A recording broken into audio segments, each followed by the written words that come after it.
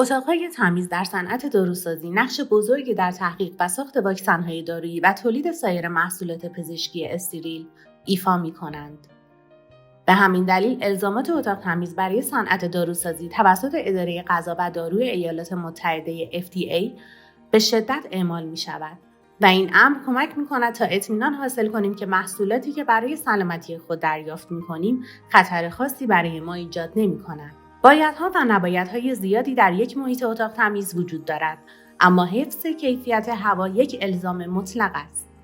سیستم نظارتی FDA تضمین می‌کند که شرکت‌ها ذرات معلق در هوا را در آزمایشگاه‌های خود قبل و بعد از تولید دارو آزمایش و بررسی می‌کنند.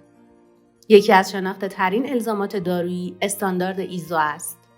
ایزو پروتکل‌هایی را برای آزمایش‌های پاکیزگی هوا تعیین می‌کند. عملیات طراحی اتاق تمیز بر اساس تعداد ذرات مجاز در هوا طبقه‌بندی می‌شود. بنابراین بسیار مهم است که بدانید اتاق تمیز شما چگونه رتبه‌بندی می‌شود تا بتوانید بهترین نتایج را برای فعالیت اتاق تمیز خود به دست بیاورید. در ویدیوهای بعدی بیشتر راجع به این استانداردها صحبت خواهیم کرد.